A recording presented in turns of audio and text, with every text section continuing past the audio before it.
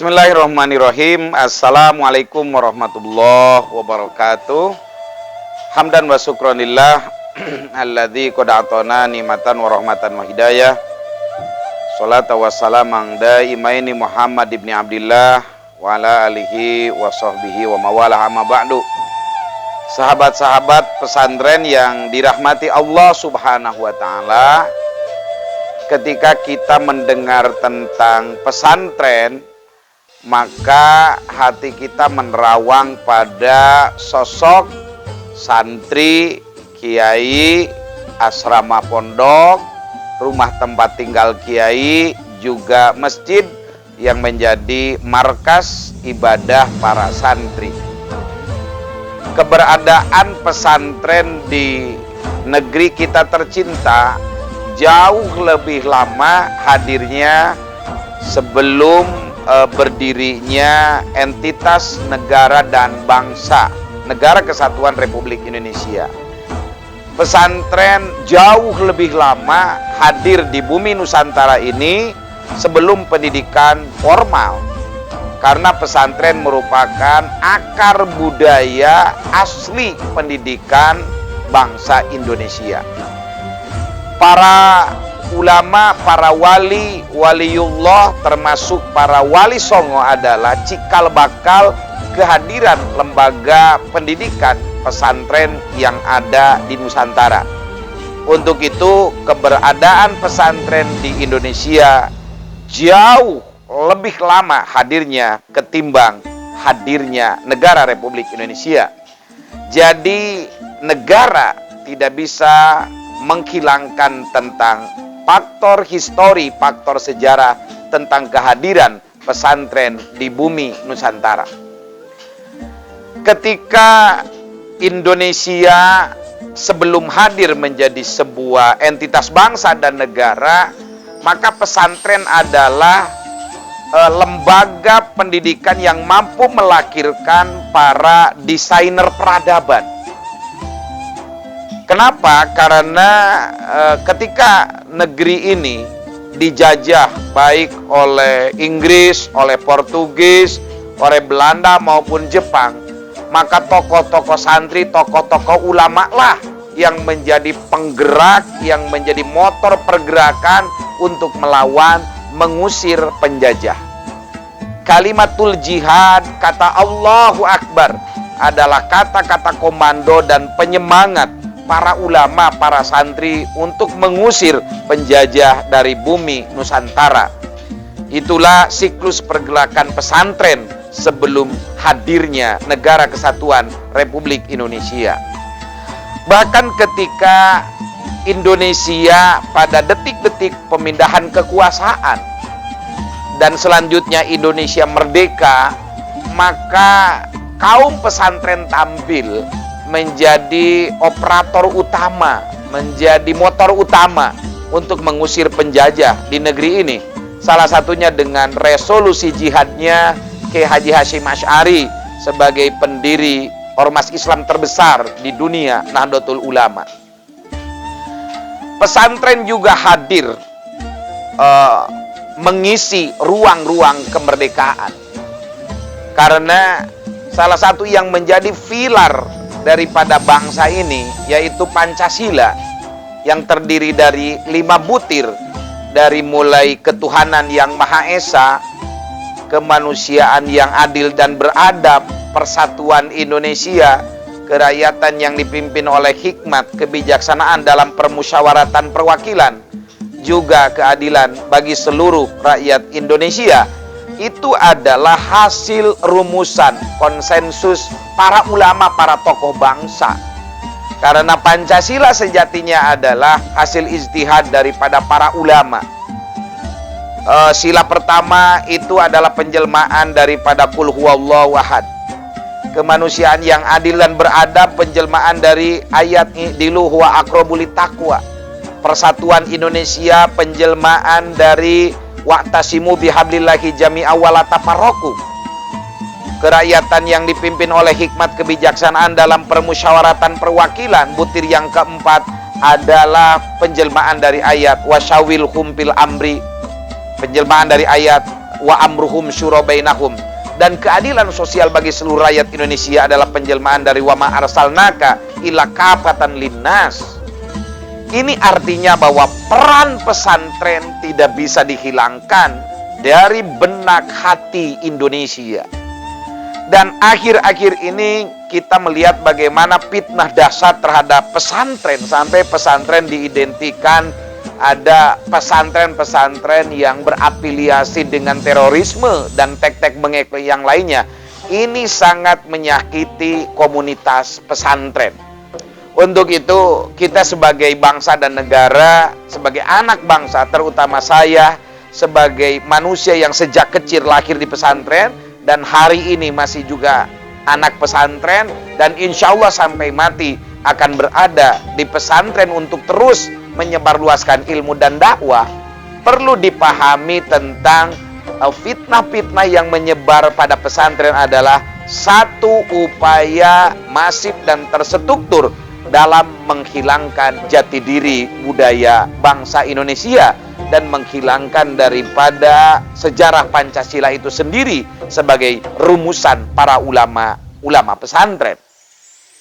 Apa yang dilakukan pesantren hari ini? Pesantren mendidik manusia yang cerdas intelektual. Kenapa? Karena di pesantren diajarkan 12 disiplin ilmu pengetahuan.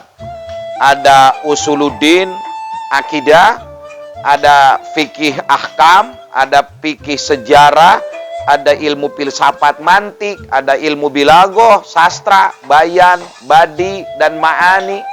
Ada ilmu paroid tentang waris, ilmu tafsir, ulumul Al-Quran. Bahkan di pesantren juga hari ini yang terbagi ke dalam beberapa tipologi pesantren. Ada pesantren yang mutlak takhassus fiddin. Nah, jadi kajiannya lebih besar prosentasinya dalam pemahaman ilmu-ilmu agama dengan 12 disiplin ilmu. Ada pesantren yang berkolaborasi dengan pendidikan yang mengacu kepada kurikulum pendidikan nasional dan pendidikan keagamaan di Kementerian Agama. Ini kolaborasi dua sistem pesantren. Ada pesantren yang dengan sistem KMI seperti Gontor, kuliah mu'alimin. Dan pesantren seluruhnya adalah melahirkan manusia cerdas, dan output dari pesantren banyak berkontribusi untuk pembangunan generasi bangsa, untuk pembangunan Indonesia. Bahkan pesantren pernah menggolkan sosok kiai sekaligus ketua Nahdlatul Ulama Kiai Haji Abdurrahman Wahid menjadi Presiden Republik Indonesia. Bahkan pesantren hari ini pun Wakil Presiden Republik Indonesia adalah seorang ulama jebolan pesantren. Ada banyak para menteri dari masa ke masa keluaran pondok pesantren. Itu artinya bahwa pesantren banyak berkontribusi untuk kemajuan dan peradaban bangsa dan negara. Jadi kalau hari ini ada semacam fitnah besar terhadap pesantren yang mengidentikan dengan kelompok-kelompok tertentu, itu sungguh sangat menyakiti seluruh komunitas pesantren dan membuat resah para pimpinan pesantren. Tetapi kita meyakini sebesar apapun tantangan besar juga jebakan-jebakan terhadap pesantren, saya meyakini pesantren akan tetap eksis sampai hari kiamat untuk terus menyebarluaskan ilmu, menyebarluaskan dakwah, dan membangun peradaban dunia. Nah, pesantren juga tidak lepas dari pemikiran-pemikiran untuk melahirkan kaderisasi yang cerdas spiritual, cerdas secara emosional, bahkan cerdas daya juang. Sehingga pada akhirnya pesantren melahirkan generasi-generasi yang dibutuhkan oleh masyarakat. Makanya di pesantren ada pendidikan entrepreneurship, kewirausahaan. Lulusan pesantren tidak pernah menjadi beban untuk bangsa, beban negara. Karena biasanya lulusan satu lembaga pendidikan itu mereka mencari kerja. Tetapi mayoritas pendidikan pesantren adalah mereka yang mampu menciptakan lapangan kerja.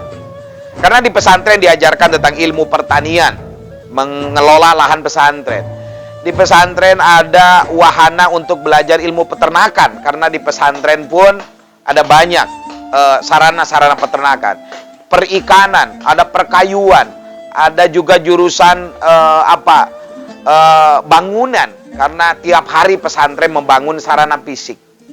Jadi pesantren hari ini adalah lulusan pesantren mampu untuk berkiprah di tengah-tengah masyarakat dengan heterogen kebutuhan masyarakat yang ada di sekitar pesantren atau di luar pesantren. Lulusan pesantren itu menyebar di seluruh pelosok Nusantara. Dari mulai Aceh sampai Papua, contoh di kasus pesantren saya di Miftahul Huda 2 ini, itu menyebar. Ada yang menjadi guru, ada yang menjadi ustadz, ada yang menjadi pengusaha, ada yang menjadi birokrasi, ada yang menjadi TNI. Dan mereka semua mampu berkiprah di komunitas yang Allah takdirkan sesuai dengan keilmuan yang didapati di pesantren. Jadi intinya bahwa pesantren adalah akar budaya bangsa. Kehadiran pesantren lebih lama daripada menjelmanya entitas negara dan bangsa. Pesantren mampu mewarnai seluruh kehidupan masyarakat, bangsa, dan bernegara. Dan pesantren mampu menjadi solusi di tengah kering kerontangnya akidah umat. Pesantren mampu menjadi solusi terhadap perekonomian umat, karena tiap hari tidak pernah berhenti masyarakat yang bekerja di pesantren. Di pesantren Miftahul Huda 2 saja itu tidak kurang setiap hari orang bekerja lebih daripada 30 orang. Ini para tukang tembok, pembersih sampah, kebersihan, dan mereka terlibat secara langsung. Jadi kalau hari ini ada yang mengucik-ucik pesantren, ada yang mencoba mendiskreditkan pesantren, saya kira ini sangat melukai hati masyarakat komunitas pesantren, mencederai tentang perjuangan pesantren sepanjang masa, juga sama dengan mengingkari terhadap Undang-Undang Dasar, juga Pancasila sebagai rumusan ahli-ahli dari pesantren. Demikian, insya Allah akan sambung kembali bincang kita tentang pesantren. Mudah-mudahan pesantren kita tetap jaya dan segala fitnah yang hadir di tengah-tengah kita, Allah Subhanahu wa Ta'ala cepat menghilangkan fitnah ini. Dan juga sebagai anak bangsa kita patut melakukan audiensi, bicara, juga dialog agar kolaborasi untuk membangun bangsa hadir di tengah-tengah masyarakat kita. Demikian. Assalamualaikum warahmatullahi wabarakatuh.